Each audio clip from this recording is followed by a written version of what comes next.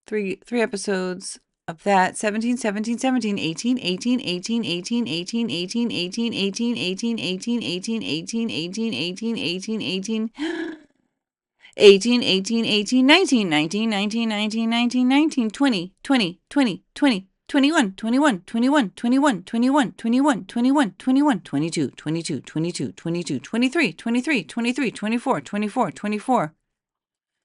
Upcoming 2025. What the motherfucker? Everyday parenting clips. Clue Boy Band Mayday, Calamity, Hustle, Dragon's Lair, the movie Dragon, oh my fucking god. In development. Pokemon Detectives Pikachu sequel, Animal Friends. Okay, what a break. That's a lot of breaks, huh? Let's see what your wife did. Let's see, motherfucker. Let's see what her breaks look like. Dum dum. She's got 4. All right, let's see what this bitch did. 98, 2005, 2006, 2006, 2007, 2008, 2009, 2010, 2010, 2010, 2011, 2011, 2012, 2012, 2012, 2014, 2015, 2016, 2016, 2016, 2018. Looks like she had a break in 2017. 2018. Looks like she had a break in 2019. 2020. Looks like she had a break in 2021, 2022, 2023. That's a lot of breaks. 2024, 2024, 2024. It ends with us. Let's see what's coming up. Simple Favor sequel. I'm wondering, is that going to happen? Weird stuff's going on. She won't, I don't know, 2025. The Husband's Secret. Proxy, the making of Okie Dokie Smoky. So that seems a little bit unfair. Okay. I don't feel sorry for her. Not a fucking bit. The moment that excited me the most the other day was when you said you're not funny. You are going to kill that rooftop scene. You know it. Even though my husband stole it from you. Even though it was said in a playful self-depreciation that we all participate in, it made me think of the process as a whole. Like, I'm going to steal this whole bitch from you. Let's see, make sure I can still see. Okay. Love bombing weirdness. Please know, I trust that on the day you've got me, and I hope that you trust that I've got you. If you want it, we're in this together, and we are two of this most determined people I know. We also have very high bars set for ourselves. To collaborate with that type of partner is a gift that neither of us will squander. Because we both care too much about the result and also the experience. I have no motives except for you to win as a director, as an actor, as a studio, and as a writer that I'm stealing from you. As a writer who I'm literally trying to steal from. If you win, I win. If you win, our movie wins. We are aligned.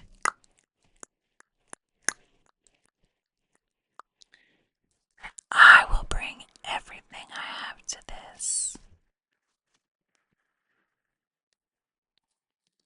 I think she wrote that one by herself. It's what I'm thinking, you know. And then he's like, oh my goodness, Blake. Okay. Then an hour later, bing! Oh, what the fuck? Whole different story. Possibly a whole different author. I don't know. What do you think? Now back to the other mic. That's not the best, but going forward, all the videos will be made on this one, and we'll see. You see the time? It's almost 1 a.m. Oh my. But it's not 1 a.m., and it's actually yesterday when I was filming this part. Blake Lively. As for Blank and Ryan and Blank for that matter, I think Taylor is one of those people. I don't know who the third one is. I'm the luckiest motherfucker on the planet to have them as my quote dance moms level stage moms. They are embarrassingly effusive. Girl, you are embarrassingly fucking embarrassing, like I already said. Like, oh my god, what? Ah! Like, it's so off the charts. And now that I've seen that video, that I didn't just see it, I edited it, I had captions, I zoomed in, I spliced and repeated and slowed down sections, where she's like, I don't know, she's to me, I think she's somewhere between 20 and 20. She looks like she's between 18 and 22 in that video, really. And she's like, excuse me, I have blonde hair. And that point had no point. Like, there was literally no point to that point. I don't know. Or maybe there was something we missed. Maybe he said something prior to that we missed. But anyway, she's the worst. She's just the worst. She is a rich, white, spoiled, talentless bitch who is racist. She's infuriating. Okay, she is embarrassingly embarrassing. That said, as for Blank and Ryan and Blank for that matter, I'm the luckiest motherfucker on the planet to have them as my quote dance moms level stage moms. They are embarrassingly effusive. That said, they are also my most trusted partners and the people I go to first with anything creative I touch. And I'm the person they each go to first. And I'm the person they each go to first. Taylor Swift goes to you first. And Ryan Reynolds goes to you first, okay? That reciprocal creativity and support has been one of my life's greatest and most fulfilling gifts. What I want to know is, was she writing this with Taylor and Ryan? So there was an hour, or let's say 56 minutes between when she sent that first text, between when she sent that first text and this text. Very different tone.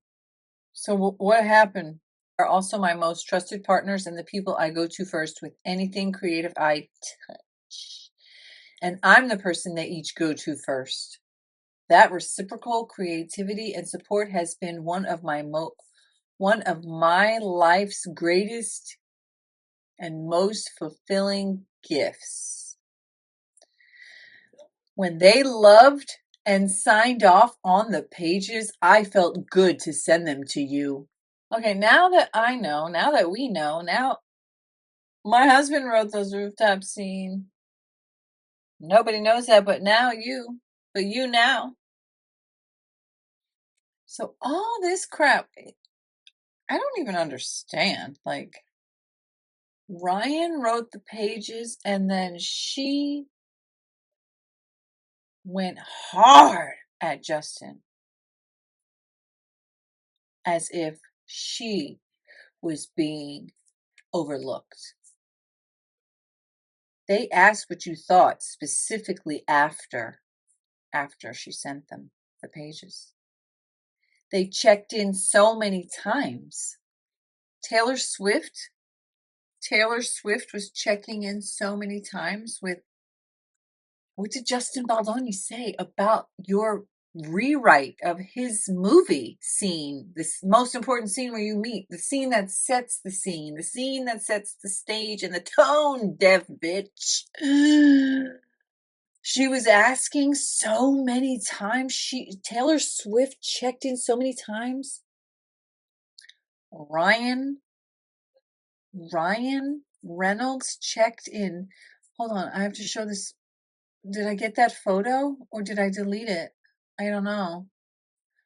Ryan Reynolds checked in so many times to find out if Ryan Reynolds checked in so many times to find out if Justin Baldoni was going to change a pivotal scene in his own movie, in his own project that he'd been working on for 5 years with his own screenwriters that he chose. And Ryan Reynolds rewrote a scene for the movie while the Writers Guild of America was on a writer's strike. And he was a scab, and he crossed picket lines and pushed through what he wanted in a movie that wasn't about him at all. And she mentions about it being commercial. So I believe Justin wanted to make a movie to help women or people who've been domestically violent. He needs to be like, I'm making a movie about myself. I'm making a movie about me making a movie to help women of domestic violence, only to become a victim of lies about SH. His story, he has literally become the fucking plot. He has become the movie. He's become the actual victim to hero. But what's interesting to me is that the fact that he even ever agreed to play Ryle. Oh, that's the next video I want to do, actually. All Justin's mistakes as I see them. And I want to go through and list all of the mistakes that I believe Justin made in this process. I don't know about all, but the major ones that I can pull out, which is not evidence that he did a bad thing, but is evidence of the mistakes that he made, in my opinion, that made him, in a sense, I don't know about the perfect victim, but kind of the perfect victim, because Blake and Ryan are cold motherfucking heartless profiteers. They don't care about making sure everybody's part of the project and feels heard and seen and collaborative.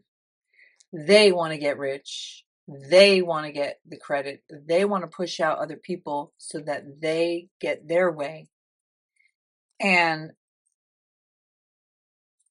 often those kind of people, those cutthroat, cold-hearted fucking assholes, they see vulnerability and kindness as weakness, and somebody who can be a doormat, somebody that they can doormat, steamroll, bulldoze, excavate, bury, Florida. Okay. But I do believe that Justin Baldoni will be the phoenix who rises in above the ashes, and then, tell your story. And then it's like crazy.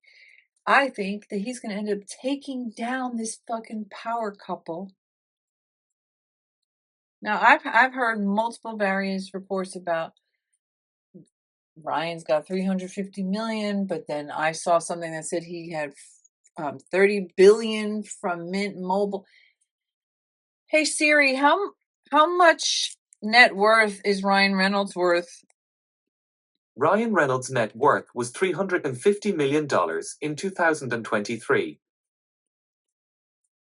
Hey Siri, did Ryan Reynolds sell Mint Mobile? Ryan Reynolds sold his stake in Mint Mobile for $1.35 billion. This is from Chichi.com. 1 billion? $1.35 billion.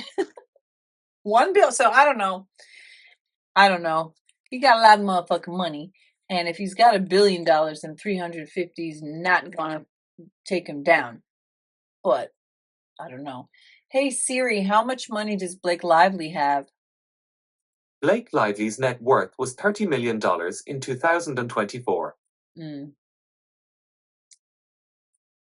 So I don't think Ryan would appreciate her sweeping away all his money because she's a fucking liar. But I also think that he's just as culpable in this. She's a terrible twat, and he's a terrible twat as well, and a cunt, and a bitch, and a jealous ass, insecure, ugly little uncle, old crusty looking uncle motherfucker. All right, let's get back to this crazy bitch.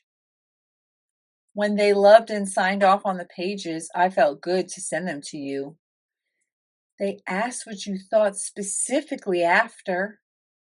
They checked in so many times. I told them that you laughed a bunch and said, it's probably a blend, but you appreciate my passion so much. Which, of course, didn't feel great for me or them to have my passion be praised instead of any specific contribution, or even just that you didn't like the pages, which was fine also. Let's see. So I think they wanted you and me to see how they felt about the work, because they've been by my side for far too many experiences where I've been overlooked. I spoke to you about this when we first met.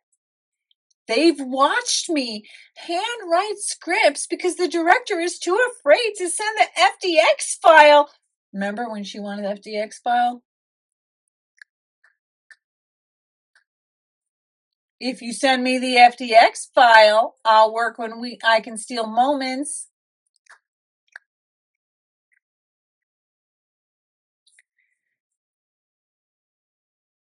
They've watched me handwrite the scripts because the director is too afraid to send the FDX file, yet he scans and has someone hand type all 120 pages of my pencil rewrites. What I want to know is, what, bitch? Wait. What you talking about, Willis? They've watched me handwrite scripts because the director is too afraid to send the FDX file. Yet he scans and has someone hand type all 120 pages. 120 pages of my pencil rewrites. Girl, how psychopathic are you? So you just rewrite at this intense insanity? Like what? 120 pages of pencil rewrites sounds like schizophrenic scrawling, scribbling, like controlling, paranoid, delusional, delusions of grandeur, like diva, main character, only character, I'm everything, I'm literally Medusa, I'm like, I have 8 heads. Like what? Who does that?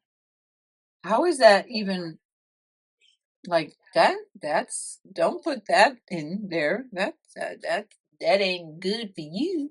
I mean, in my assessment of this situation, considering that you were literally, this is literally your response to bulldozing, steamrolling, excavating, replacing, usurping, yeeting, taking over the script that wasn't yours to rewrite, the movie that wasn't yours to direct, and you think that the appropriate response to him saying, that's great, it's going to be incorporated, such a big heap of shit, and you come at him with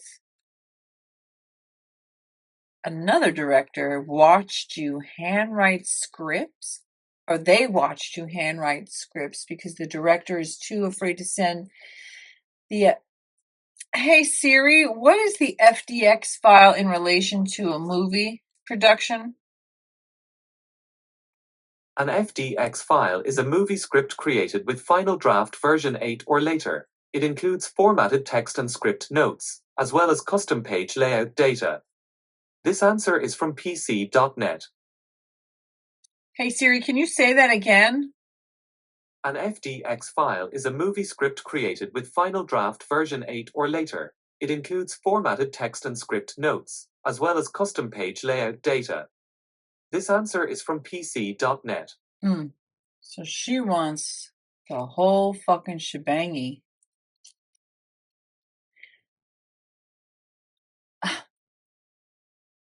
So I think they wanted you and me to see how they felt about the work because they've been by my side for far too many experiences where I've been overlooked. I spoke to you about this when we first met. They've watched me handwrite scripts because the director is too afraid to send the FDX file. What does that even mean? How could he be afraid? Maybe he's afraid because he's like, you crazy fucking psycho. You're going to come in and handwrite 120 pages of rewrites? Yeah, you crazy bitch. Why would I want to give you my work? Why would I want to hand you the work that I've done so that you can come in here with 120 pages of scrawled, handwritten pencil note? Oh my God, that is so horrific that she's using this as her defense, as her plea. They've watched me be hired as a writer and paid a significant fee for it, but on the condition that I never ask for credit, which I could give a shit about. I'm about to think you're Amber Heard. You're about to give a shit on this movie. You sure fucking did. You just like Amber Heard shit on Johnny Depp's bed. You are shitting on Justin Baldoni's head. And I read that. I held my 15-year-old hostage and forced him to listen to these text messages. But he was like, she's lying. She's lying. She's just making that up. That doesn't even make any sense. Why would they? He's like, she's Blake Lively. She's supposedly like famous person. Why would they not want her name on it? Why would they not give her credit? He said, her name being on it would be even better, like written by Blake Lively. I'm like, oh, you're going to come at this with logic, my 15-year-old? He's like, she's just making it up. I'm like, yeah. They've watched me be hired as a writer and paid a significant fee for it, but on the condition that I never asked for credit, which I could give a shit about. It's more about the principle of the dynamics at play. They've watched the other side of it too, where I'm told at signing on that I'm wanted as a true collaborator. But once we get to work, I'm really just wanted as a yes man, audience, and actor. You mean when you got hired as an actor, they fucking wanted you to act? How dare they? How fucking dare they expect you to do what you were hired to do and not to do somebody else's job that you weren't hired to do? My God, the fucking nerve. The principle of the dynamics at play, they dared expect you to fucking act? My God, the level of I just can't even in this. Both Ryan and Blank, probably T, both Ryan and Blank have established themselves as absolute titans as writers and storytellers outside of their primary gig, just singing or just acting or just Blank, just directing. I'm so lucky to have, oh, it says just singing or just acting or Blank, just directing. I'm assuming she's talking about Ryan, how he stole Deadpool. I'm so lucky. I'm so lucky to have them as creative barometers, but also to have them. Oh, wait, I'm pausing because my son just walked by and he reminded me. I was like, she sent this an hour later. And he was like, yeah, it took her an hour to make all this shit up. I'm so lucky to have them as creative barometers, but also to have them as the people who prop me up and make sure I'm seen for all I can and do offer, because they know firsthand all I contribute. They also know that I'm not always as good at making sure I'm seen and utilized for fear of threatening egos.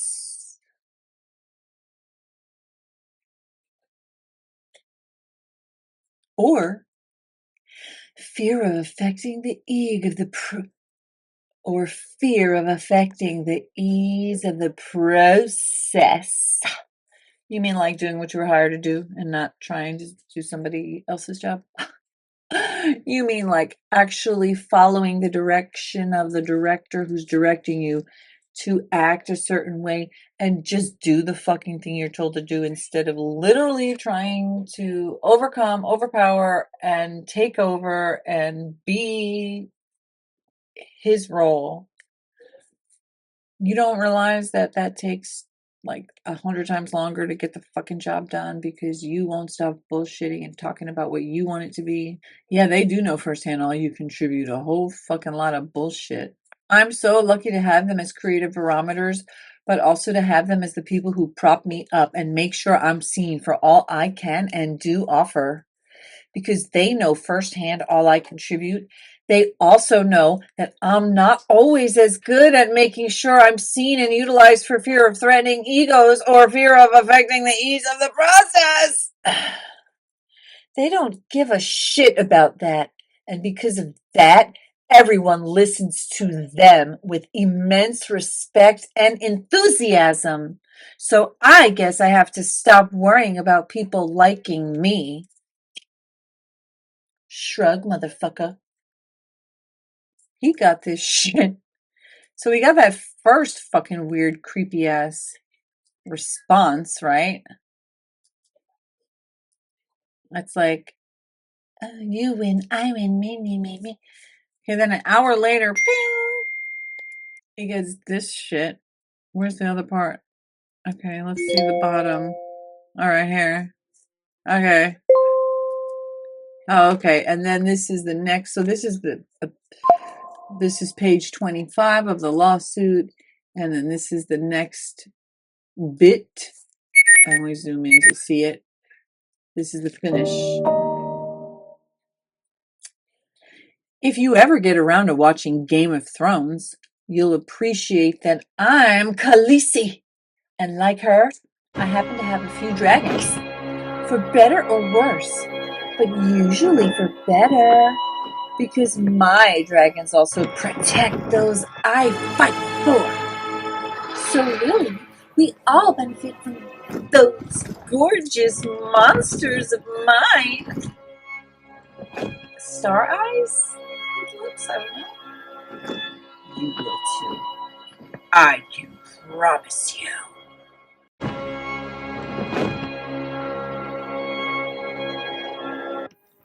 pretty fucking embarrassing. And I never watched the movies, and maybe Blake never did either, because apparently Khaleesi dies at the end. She gets murdered by her lover, and then her two dragons also get killed, and then you see her flying away, her dead body flying away with the last dragon. Oh my god, why would you pick that as who you are? Burn yourself, dang.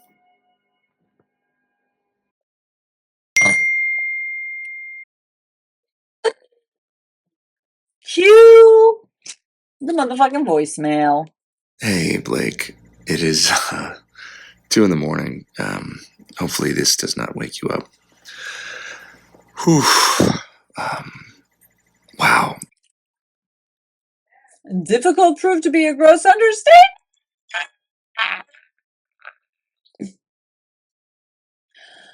Though Baldoni initially invited Lively to make changes to the script, Lively began altering the script daily. Maybe doing like 120 motherfucking pages of pencil rewrites. The frequency of Lively's revision alarmed the producers, director, and studio, who anticipated that her interference would persist, quote, every day of the shoot and disrupt the carefully planned production schedule. Each shooting day was intricately scheduled long in advance, and Lively's constant changes placed significant stress on the production crew, not to mention financial strain on Wayfarer. And I bet you not one single fucking penny did she deem that she would have to put any money towards the ballooning budget that she created. Okay, it's good. Just a picture. Instead of just having like a still shot of my desktop, I can have an actual picture of my desktop, so you can see what time it is. I can see what time it is, what day it is, and things like that. First mistake was hiring Blake Lively. Second mistake, well, honestly, I'm going to be honest. I think his first mistake was even trying to option this movie at all, because I feel like it just wasn't a good story. Like, I don't know. I just feel like there's so many other, but whatever. I don't know. Whatever he saw in it, he like there was. I read that he had said that he cried, and he was like super impacted, and he couldn't stop thinking about it. Okay, so it moved him, and he thought of it as something that was gonna be a powerful movie for to help women. And that's what I'm saying. I believe that what's going to happen is that he will help not just women. He'll help a lot of people realize, um, that's what I'm hoping. I do believe he's going to persevere. So I do think, maybe this wasn't the best story, and that was his first problem. And, maybe Colleen Hoover wasn't as dedicated to helping DV victims as much as he thought. And maybe she was more about romanticizing and kind of monetizing it more than actually helping people. And he had this huge passion for it, but he was, he ended up with these dumb fucking rich white bitches who are probably racist. Like I said, another mistake I think he made, obviously hiring Blake Lively. I think another huge mistake he made was accepting Colleen's suggestion that he play Ryle. I think that he should have said, I'm not playing. No, I'm sorry. I don't want to be that character. I want to be the character who's the helper. I want to be the character who guides someone towards healthy love and away from abuse. And I feel that he allowed her to put him in a position that he hadn't asked for. And, maybe he felt honored that she thought that he could do that role justice, but I think it was a huge mistake. I think he should have said, no, actually, I really want to be Atlas. Okay.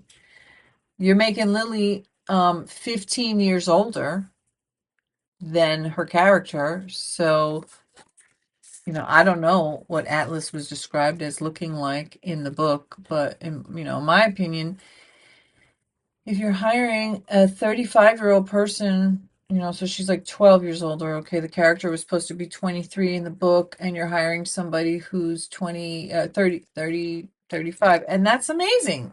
Great. Hire somebody who's 35 to do that role. I love that, okay? I love it. But what I don't love is, Justin being lied about and defamed, and I don't love the fact that I have a square head, like a Frankenstein head. But anyway, I don't love the fact that Colleen said to him, I think you could play Ryle. I think you could do it. I could see it. And I say that because she didn't stand up for him in any way in this process. I think that she was super excited that somebody was interested in making her book a movie. But the moment Blake Lively, y'all, my dream Lily, Blake Lively. I can't say it enough. Blake Lively, y'all. Blake Lively. I can't say it enough. Hi guys, Colleen Hoover here. We have a cast, and I'm going to tell you Lily Bloom is going to be played by Blake Lively. Blake Lively, y'all. She's my dream Lily. And then when I first met Justin Baldoni, who is directing the film for It Ends With Us, I immediately wanted him to be Ryle. I just thought that he had what it takes to play that character. And the good news is he's going to be Ryle. So we have our Ryle and our Lily. I think that Justin Baldoni and Blake Lively have what it takes to bring these characters to life. And I cannot wait for you guys to see that happen. Even wrap my mind, be happy. I can't even wrap my mind around this, that I'm going to get to go on set, that I got to read the amazing script. And I know y'all are going to be happy. Y'all are going to be happy. Blake Lively. I can't say it enough.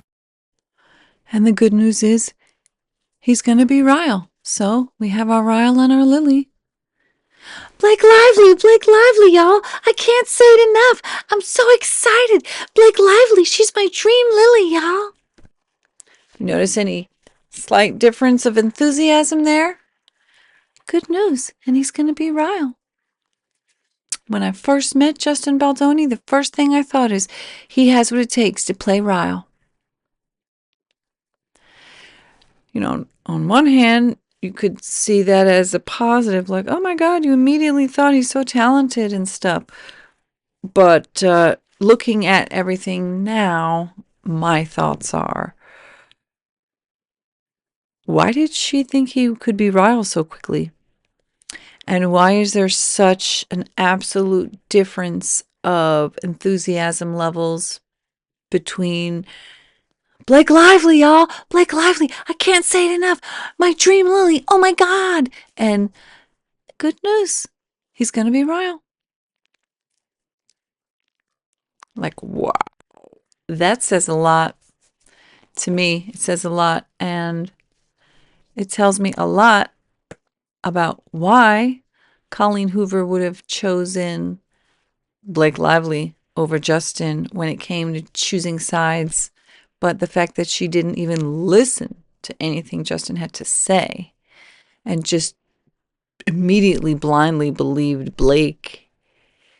And yeah, I mean, Blake Lively, y'all. I can't say it enough. And she's literally your downfall, Colleen Hoover. Blake Lively is most likely going to be the reason why your career tanks, I think. I mean, I could be wrong, and she might have enough. I don't know her as an author. I don't really know. I know that it starts with us, and I think it might have even been a trilogy.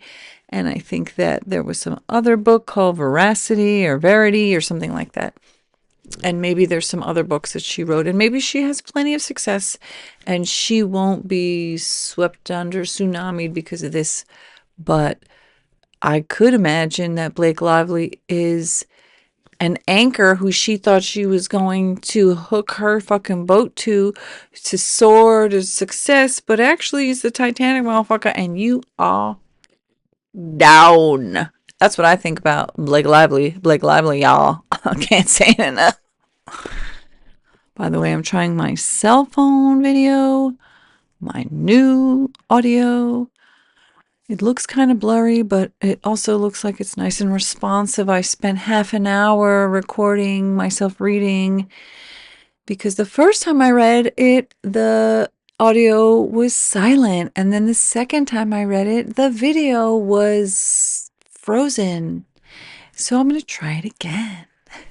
So this video is taking me forever to make, and it's going to be quite disjointed with different types of audio from this mic, audio from the cell phone, audio from I don't know where, but the other mic that I'm going to return tomorrow because it's a POS. So yeah. Okay. Back to Blake Lively, y'all. Blake Lively, y'all. I can't say it enough. When that bitch signed on, Colleen was like, whoop, I'm gonna go where the money is. Yeah, DV, what ifs? Bring your florals, grab your friends. Fuck a motherfucker. We don't care about a slightly brown skinned man. What do I care about him? Fuck him. Stick his ass in the basement with the fucking water. It's the fucking alleged basement. Damn, even the basement is alleged. He don't deserve to be on a poster. Let his name be so motherfucking small you need a magnifying glass to see it. Let's smear this motherfucker. Colleen went along with all of it, and I don't believe for a second there was anything that this bitch saw in Justin that was justified except for her own racist sexism, maybe. Or maybe it was her groveling for a powerful person. Then again, you could say, well, Justin was groveling. His voicemail was so groveling, so cringe. But I think it's a good thing that people can recognize that he was groveling and it was cringe, because I think that helps to put it in the perspective that even though this was his movie that he had optioned, that he had paid for, that he had worked for passionately for 5 years, that he had thought about for so long before that and had to put it on a back burner because he was working on other stuff, but he couldn't get it out of his mind. And to have two very rich, powerful people sweep in, and then for that one of those powerful people to have you go to her house and have her very rich, powerful husband, specifically rich and powerful in your industry, okay?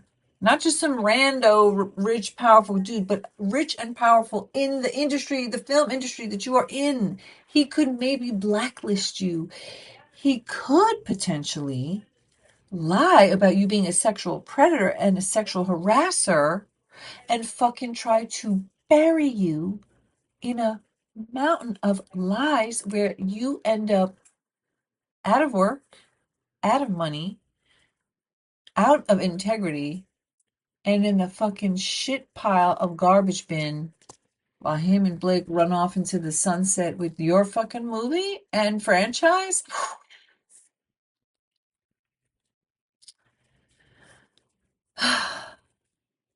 Nah.